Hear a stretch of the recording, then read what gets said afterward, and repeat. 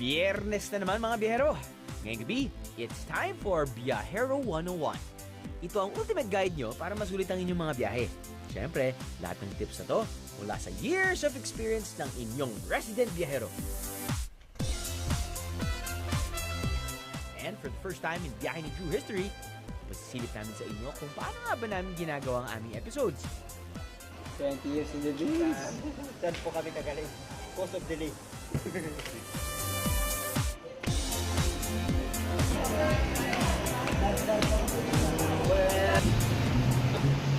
Plus, exclusive behind-the-scene clips that didn't make the cut in our previous episodes. Ay, Katoy! Ano? Sama ka sa biyahe ko? So, kapag sinabi mong biyahe ni Drew Crew, lahat yan, maaga magising. Okay? Call time, sobrang aga. Kahit sabihin natin ang flight namin mga 10 in the morning. Call time siguro ng crew, 4 in the morning. Ganun talaga yan. Anyway, sobra kasi daming advantages kapag maaga ka nagigising. Well, una muna, kapag maaga magising at maaga din yung flight mo, walang traffic. Walang traffic sa EDSA. Diba? Kapag walang traffic sa EDSA, edi walang stress. Kung walang stress, edi mas masaya ang biyahe. Diba? Ayos.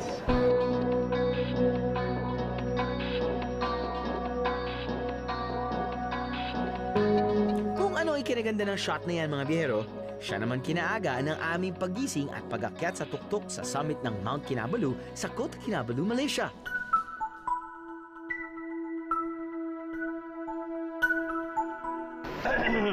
Morning. It's 1:30 in the morning. Nag-ayos na kami ng gamit dahil alis na kami. Scheduled to leave for the summit around 2:30 in the morning. Nagsimula kaming humigaan mga 7 o'clock. Tapos na nagsimula din tumugtog ang orkestra.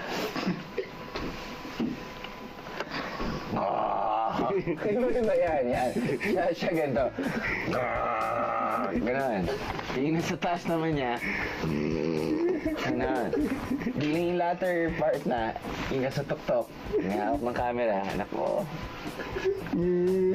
Wow! Ganon eh.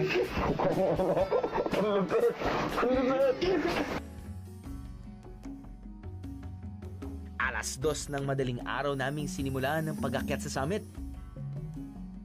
Ready? You ready? Ready? Madilim at napakalamig ng araw na yon. Pero syempre, fight pa rin. Hindi nakakapagod dito ah. Oh, Lord!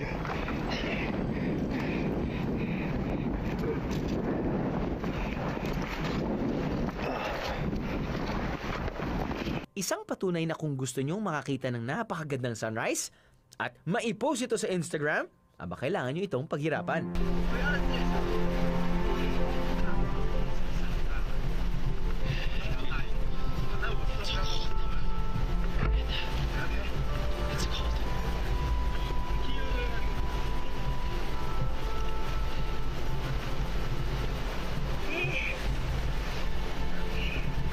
Pagdating ng sunrise,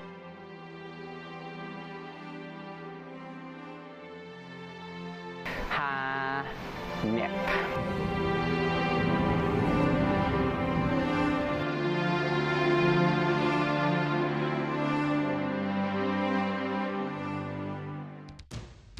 Maagang antayan blues din ang naganap sa aming episode sa Dalagete na tinaguri ang Vegetable Basket ng Cebu.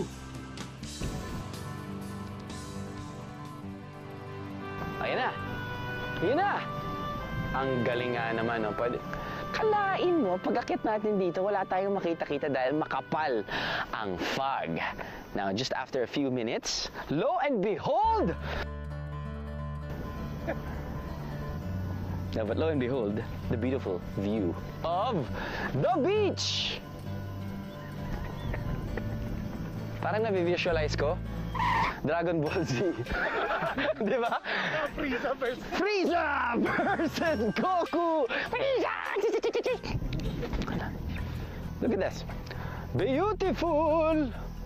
Puyat man sa maagang biyahe, sulit naman yan para makita ang pagdungaw ni Haring Araw sa sikat na Osmeña Peak. Kung tinanghali kami ng gising sa mga biyahe na yan, di namin mapapakita sa inyo ang ganyang kagandang view, di ba? So, biyahero tip. Start your day early. Ika nga nila, the early bird catches the worm. Or in our case, the early bird catches the gorgeous sunrise. Usually, every episode, meron kaming, around two HD cameras and at least one GoPro. At yung GoPro kasi, importante yan kapag nagbibisikleta kami na nilalagay namin sa handlebar. 360 sa escalator, sa airport.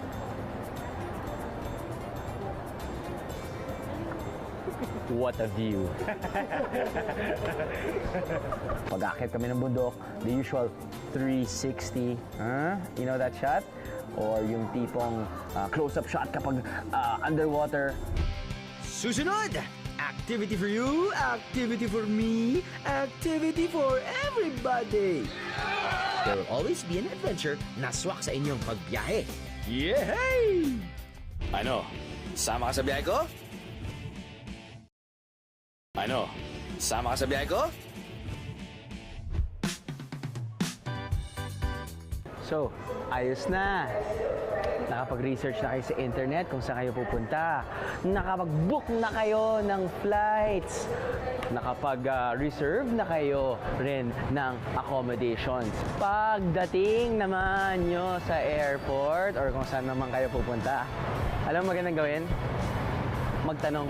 Magtanong lang ng magtanong. Magtanong, hindi sa kapwa turista, wag. Magtanong sa mga locals. Magtanong sa pulis. Magtanong sa mamang driver. Magtanong sa aling tindera. Kasi sila yung nakakaalam talaga kung ano ang mga happenings. Alam nila kung saan masarap kumain at hindi lang yun, kung saan yung affordable. Aba, kung di ko na tinanong sa Aklanon local na si Odong kung saan masarap kumain sa Aklan, hindi ko matitikman ang, in my opinion, the best lechong baboy on the planet. Ito. Yan. Isa rin po. Pang ganun. Oh, Yan. ganyan, oh. Cheers. Wow.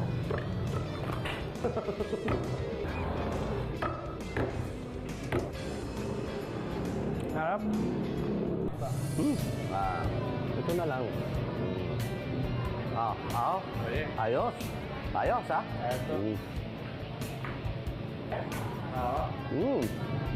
Yummy. Manami. Parang World Park. Kaya naman pinipilaan na talaga namang inaantay sa Aklan ang liyempo nila. Speaking of antayan, ang waiting for the bus scene ko sa Sablayan Occidental Mindoro. Naalala niyo pa ba yon? Sa sobrang walang dumadaan ng kotse dito, kahit ano pwedeng gawin dito sa kalye. Pwede kayo magpatintero, pwede kayo mag-basketball. Actually, pwede nga sila gumawa dito ng permanent basketball court.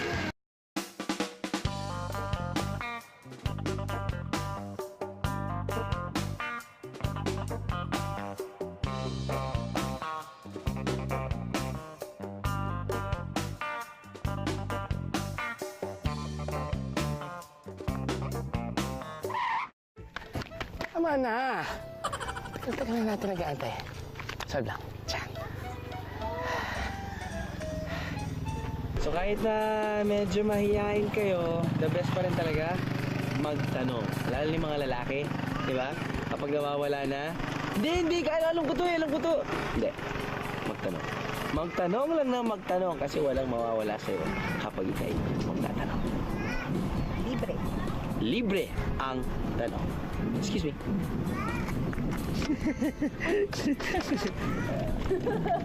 Dahil po namin yung Barangay Pag-asa. Ay, banda rin po. Banda rin po yun. Malayo-layo pa yun, no? Second biyahero lesson of the day, matutong magtanong. Aba, kung di ako nagtanong, baka ginabi na ako sa kahihintay sa bus at di ko nabisita ang Mangyan tribe na to. Kaya mga boys, huwag magmarunong. Memorable rin ang tanungan portion namin ni Manong sa Bislig, Surigao del Sur sa harap ng kanyang painted trike. Remember that? Itong tricycle na to, ready for tourists.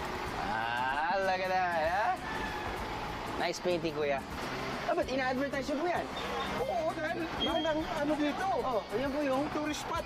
Ayun yung tourist spot. Oo, Tinoy Falls. So, pag ina-advertise mo yan, what's in it for you? Kumbaga, kumikita ka pa rin dyan ba? Hindi naman. Hindi naman. Wala lang, para lang ano. Ano lang, ng mga customer. Yung customer lang, para matuwa sila, alam nila kung saan sila pupunta. Okay, salamat. Iba talaga if you interact with the locals kasi lalong lumulutang ang ganda ng isang lugar. Salamat. Salamat Okay. po. Ako, nakalimutan ko. Gusto ko sumabay. Kuya, dali lang.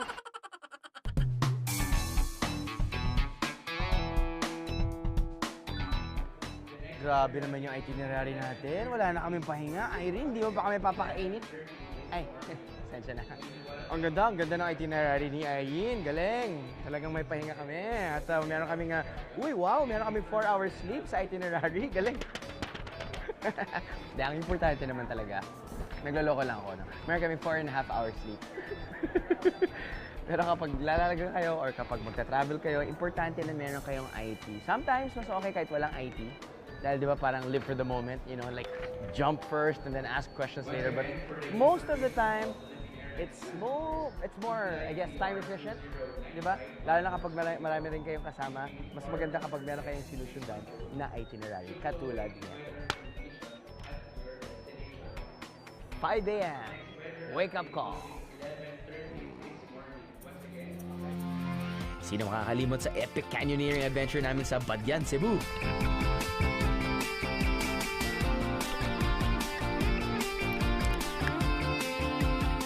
The smile on the Biyahe Drew Cruise faces were absolutely priceless.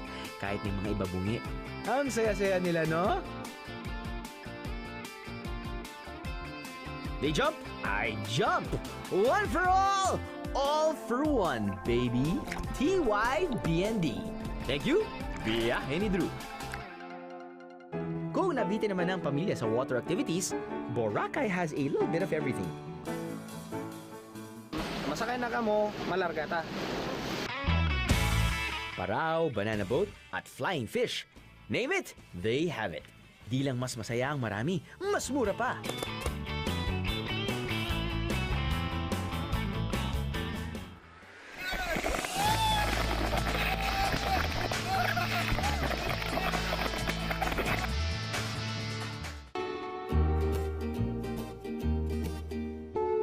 Kung akala nyo mahal ang premier destination na Coron, Palawan, nagkakamali kayo dahil nadiscover namin na may mga affordable family o group tours dito.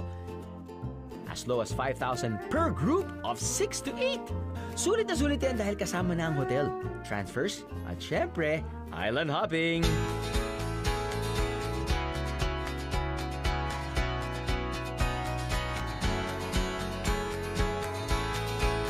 Kita nyo naman ang aking researcher na si Jing, tuwang-tuwa sa tubig.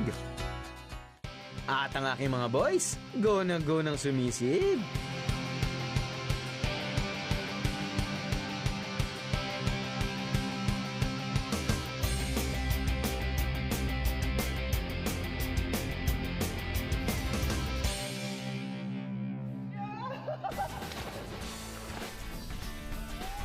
At ang highlight ng aming whole day island hopping tour for 5,000 pesos, lunch on a boat.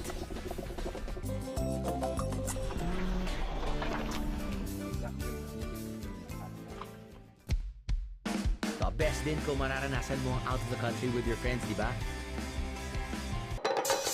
Sa Japan, mas enjoy kung marami kayong mag-aala samurai at ninja, for sure! But if you want to find peace and quiet, yung tipong pang muni-muni na itinerary ang hanap mo, you can pay a visit to Governor Generoso sa Davao Oriental.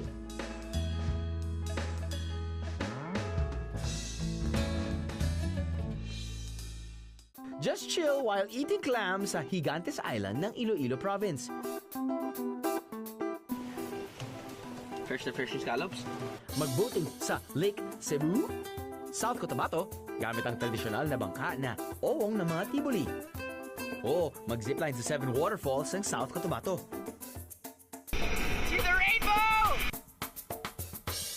Kung may budget ka naman, you just have to see the beautiful Batanes for yourself.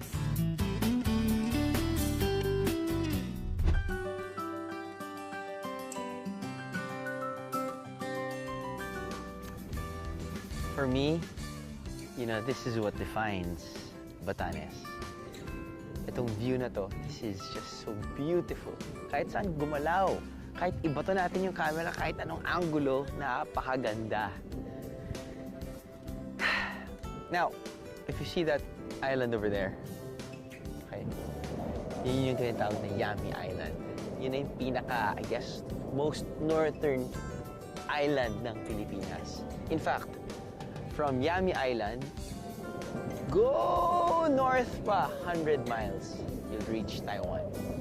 Kaya nga sabi nga nila, yung lingwahe ng mga Ivatan, pati yung lingwahe ng pinakaunang bayan o unang region ng Taiwan from here, medyo very similar. But anyway, going back to Batanes, ito yun ito talaga yung pinupuntahan ng mga tao para sa akin. Yung tinatawag nilang Little New Zealand. So iisipin mo, wow! Nasa Pilipinas ba tayo? So every time pagpupunta ako dito sa Marlborough Country, tinatawag nila dito, parang, man! Swerte nating Pilipino, meron tayong ganito sa Pilipinas. Pero dahil nga nasa biyahe kami kada linggo, hindi maiwasan na dito na rin kami magdiwang ng mga okasyon. Katulad ng mga birthday. Dahil birthday ko! O ano? Dahil birthday ko, pwede natin i-revise. Wala tayong susundan na itinerary. At gagawin natin ngayon, mag-brainstorming. Kalain niyong sa Baler Aurora pa ako ginulat with a surprise birthday cake na hindi naman talaga ako na-surprise. Pero I still appreciate. Oh, that still brings tears to my eyes, guys. Can't eat the top of the cake now.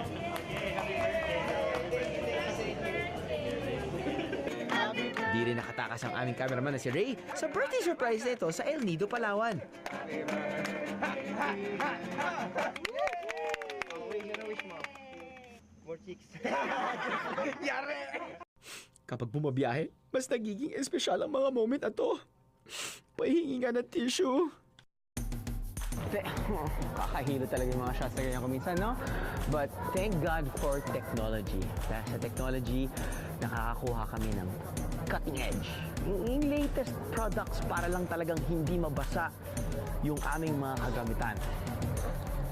Katulad ng plastic. Di ba? Plastic na may, kumbaga, resealable plastic. Yan. So, lagay namin ang wallet. Take ko ang cellphone.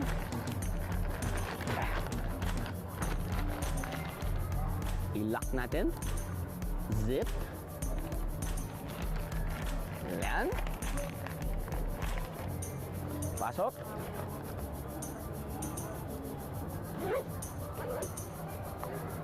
High-tech.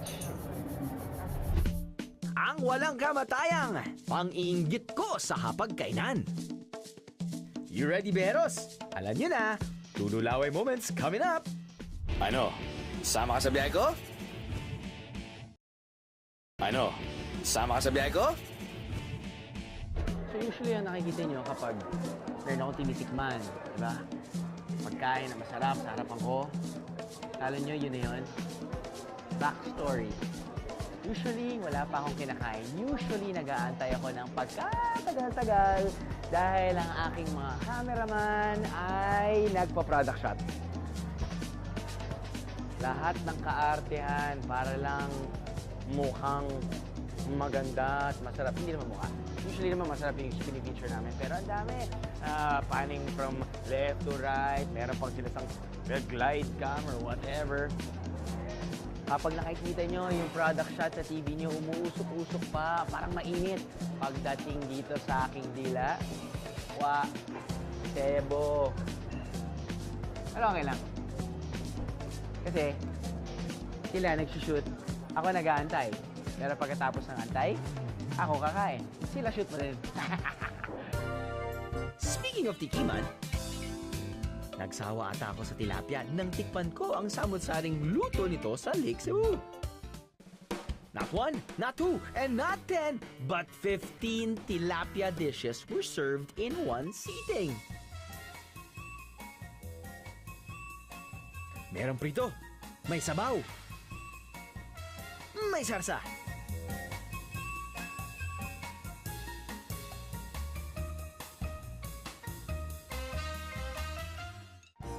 Siyempre, it was my pleasure na tikman silang lahat.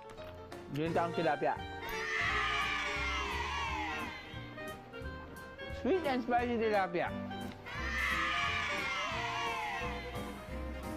Kaya pala color yellow siya. Rebusado tilapia! Yay!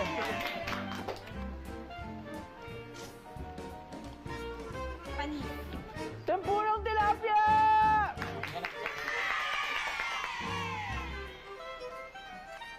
Oh, yeah, okay.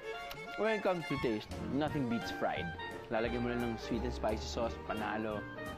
Lalagyan mo ng Japanese sauce na may soy sauce nga, panalo. Ganda siguro i-order mo na lang lahat, no?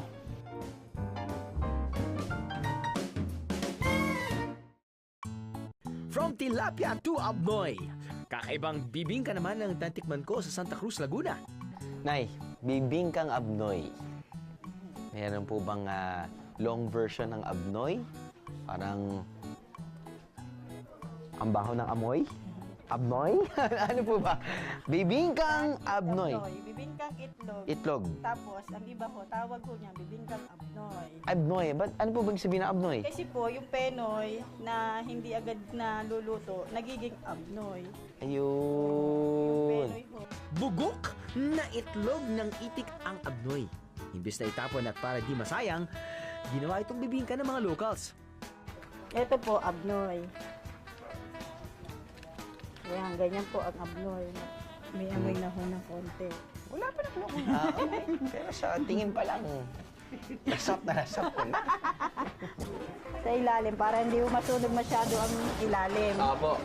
Huwag ismuli ng bibingkang gawa sa bugok na itlog ng itik. Kakaiba ang kanyang panlasa. At kasing amoy siya ng... Kaya parang siyang utot ng cameraman ko. Oh no! Fine ako. Pag minum ako ng gatas.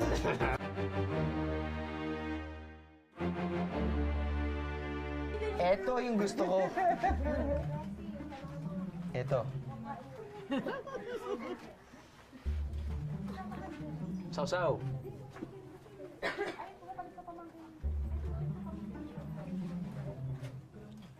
Are you sure? Sige, tikman nyo. Masarap po yan.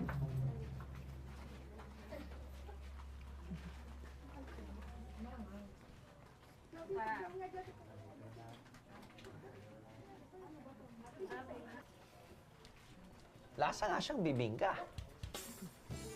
Kasi usually hindi po ako kumakain ng bibingka na may itlog na maalat dahil yung itlog na maalat hindi ko lang masyadong kinakain. Pero ito parang bibingka na may itlog na maalat. And yung lasa niya is not as bad as it smells. So, kapag kumakain ka ng bibingka abnoy, huwag na lang kayong pumunta sa kitchen at manood kung paano ginagawa. Ganun na lang po yun. From bibingka ng Laguna to Suma ng Baler.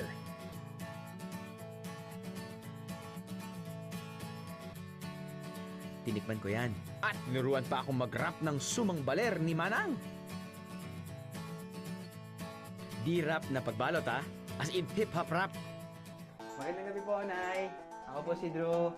Oy, madam, kaya kita binisita dahil gusto namin pong malaman kung paano nga bang mag-rap ng suman. Kasi balita namin po, iba po yung pag-rap niyo ng suman dito sa Baler. Pwede? Pwede niyo po ako turuan? Pwede niyo ako turuan, bata. Kasi hirap kasi yung pag-gano'n. Okay.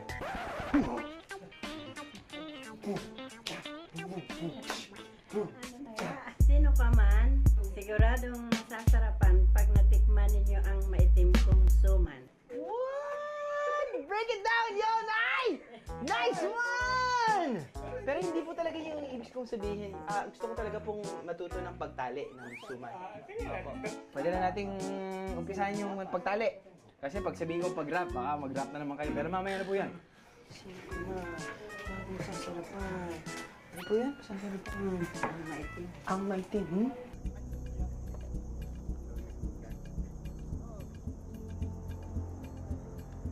Siyempre, di ako nakatakas sa exotic dish na tamilok sa Aklan.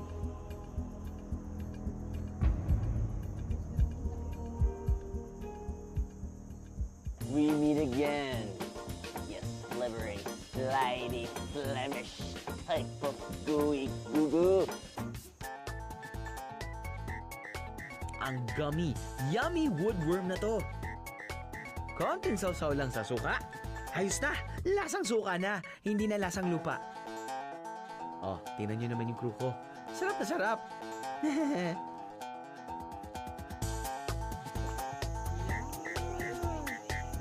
Rob! Tingnan nyo naman. Susubukan pang makalamang ang assistant cameraman namin si Mong. Pero bukod dyan, iba't ibang klase pala ang luto nito sa Aklan. Tamilok dish number 1. Sinuglaw na tamilok. Pagkatapos tuhugin ng stick, iihawin ito na parang isaw na manok. Partida fresh na fresh at walang marinade. Mukhang yummy!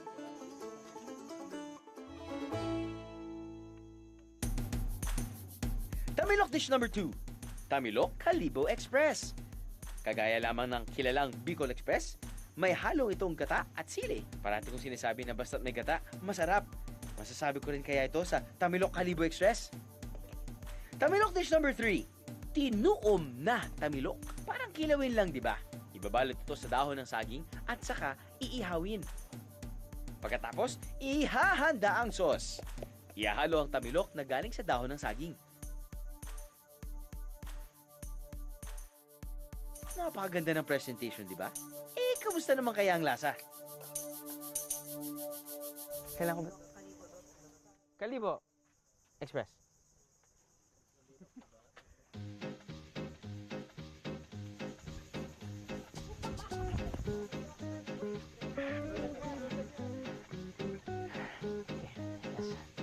Ang gagawa. Hindi ko mabuhat, so I guess wala na. Guys, sorry. Hindi. Okay lang. Let's move on. Okay. Game. Para lahat lasa niya. Up. Here you go. Ready? Pero feeling ko meron siyang charcoal flavor. Charcoal aftertaste.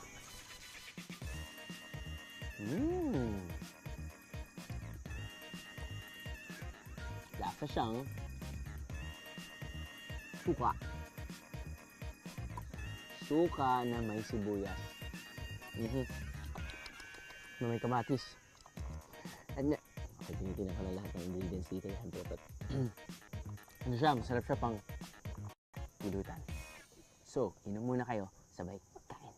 Kadalasan, mas masarap kumain kapag may kasama. At dyan ko maaasahan ang biyahe ni Drew Crew. Pwede ko bang tawagin yung mga kasamahan ko para Opo. pagpiyastahan na natin po yung Pansit Habab? Okay po. Sige, guys, kasama na kayo! Basta't kainan, game ang biyahe ni Drew Crew dyan. Sa Quezon, feel na feel namin ang paghabhab ng sikat na pansit lukban.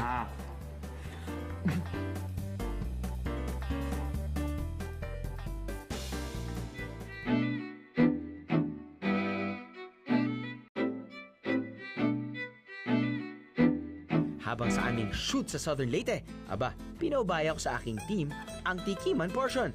Pang-international ang level na kanilang mga dila. Repeat after me, please. Hashtag, they love my job. I don't know. I can try this myself.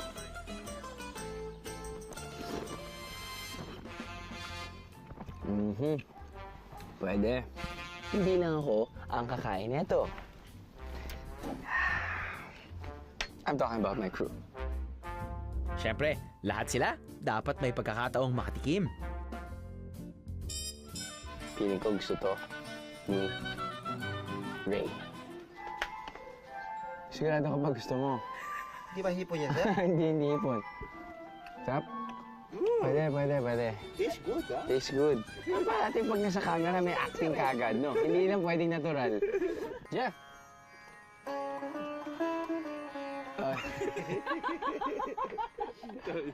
Ooh, spring roll. Spring roll. Here you go, Day. Wow, crunchy. Crunchy. Nice. Good job. Ah. Ooh, feeling ko gusto ito ni Bea. Ah, here you go, Bea. Ano lasa? Sarap. Ah, ito basta't matabain. Gusto ito ni Mong. Lagyan pa natin ng ice cream. Lagyan natin ng rice.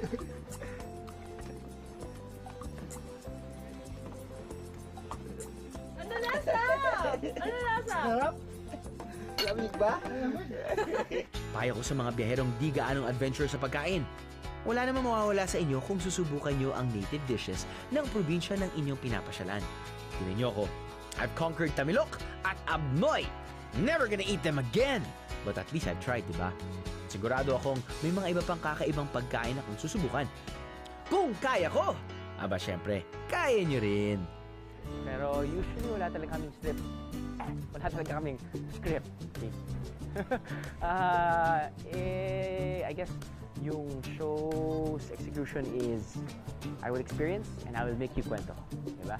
Parang kapag kumakain kami ng samot-saring mga pagkain, titikman ko. You love my job. Tapos sasabihin ko sa inyo kung ano ang lasa, kung gaano kasarap, kung hindi naman masyadong masarap. Alam niyo naman yan. Sabihin ko, it's not my most favorite dish. Yun yun. Kung lasa ang pag-uusapan, aba, sa palengke mo matatagpuan ang freshest and cheapest ingredients ng isang lugar. Kahit nasa South Korea ka pa.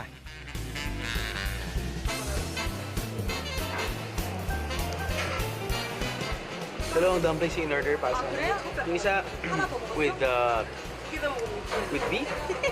I think it's pork or maybe mixed. 2개 더 먹으라 그럴까? Lasang gyoza. Ito kimchi naman. Never pa ako nakakain ng kimchi dumpling actually. Yan. Legit ito natin. I give to Jeff and ano? Mali, ang hang. Ang hanging kimchi nila dito. Pero sa Dalaguete, Cebu, aba wala pang araw, dagsaan ang mga tao sa palengke. Parang talagang nasa Baguio ka lang, no? Well, hindi ba masyado ganun kalamig? Pero pagdating mo dito, kita mo na yung iba't ibang klaseng gulay, katulad ng lechugas, cabbage. Parang nasa Baguio ka na eh. Siyempre, pwede bang mawala ang panghimagas at pangmerienda sa palengke? Gaya doon sa palengking binisita ko sa Batangas. Ako enjoy ako sa sa pagpunta sa palengke.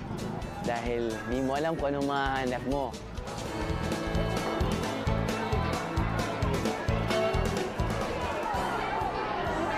Yun! Nilupak na regular. Kita mo, yung nilupak nila may...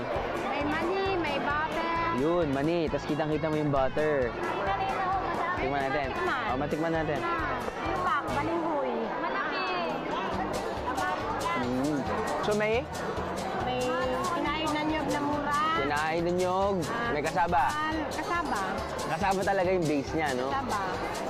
Nyog, asukal, mantikilya. Ang tamales, hindi ko first time narinig. Nakalimutan ko na lang kung ano ang itsura ng tamales. Ayan! Yun yung tamales. Ang tamales, may manok. May itlog na maalat. Hindi ko kanin ng tamales eh. May Maalat! dapat yan eh. Hindi ko siya bet. Nangyokap sa'yo yan. Wala ako kung ano to, Nay. Kwek-kwek. Butchi-butchi po. Ay, mukhang kwek-kwek eh, no? Buchi-buchi ay gawa sa kamote. Dini-deep fry. Bakit may kulay na ganyan, orange? Yan po yung nilalagyan ng food color sa harina. Ah, So magkikulay orange.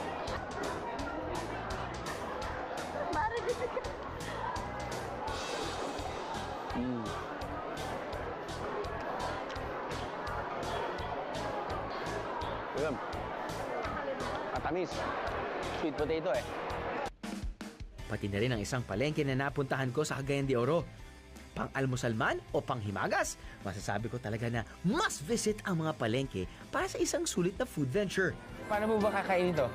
May fork po ba o gagainin mo na lang? Ito lalagyan ng tsokolate. Yan. Kapag lagyan mo pa ng suka. Lahat naman, pag may asukal, no? Masarap. Kaya tayo mas naging hagabol, eh, no? Tsokolate. Parang suman. Pwede. Feeling ko bagay dito, mangga. Di ba? Yun yung okay sa travel, di ba? Hindi ka kailangan sumunod sa mga ginagawa ng mga locals. Pwede mong sundan, pero pwede ka ring maging creative at pwede kang tumingin kung ano bang pwede kong mahalo dito. Suman, mangga, tsokolate. Sumanglate. Sumanglate. Yan. Now, hindi mo na kailangan ngayon ng asukal dahil makukuha mo na yung tamis dito sa mangga. Sige, subukan natin. Diba? Nakokontrol mo pa.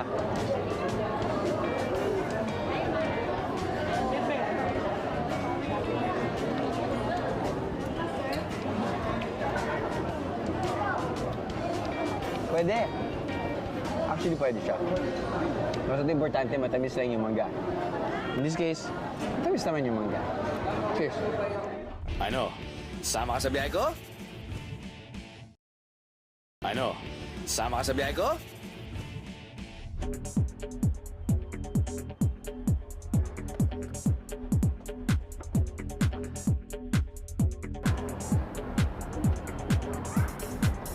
Hindi pa kayo nahihilo sa mga ganong shots?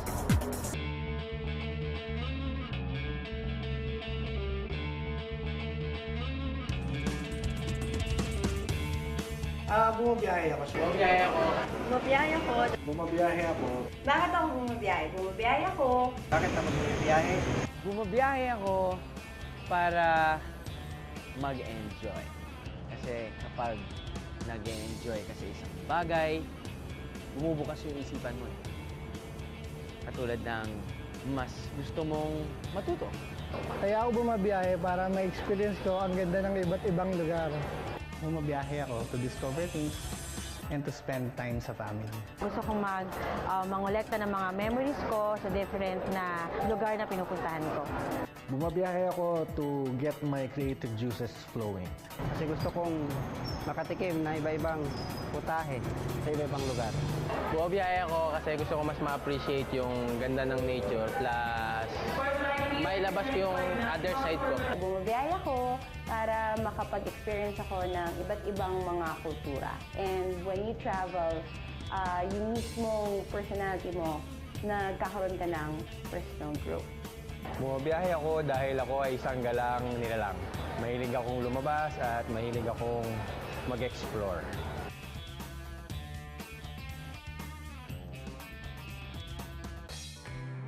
Sa pag-i-enjoy ko sa pagbiyahe at nakikita nyo sa TV, pinapakita ko sa inyo ang tunay na ganda. Hindi lang yung tourist destinations. Pinapakita ko sa inyo kung ano ang happenings doon sa mga tao na yon. At para sa akin, ang numero unong rason kung bakit ako bumabiyahe para makabili ng pasalubong at yung pasalubong na yon will become Pogi Points para maibigay ko sa aking asawa. Kapag meron akong Pogi Points, marami akong kissing points.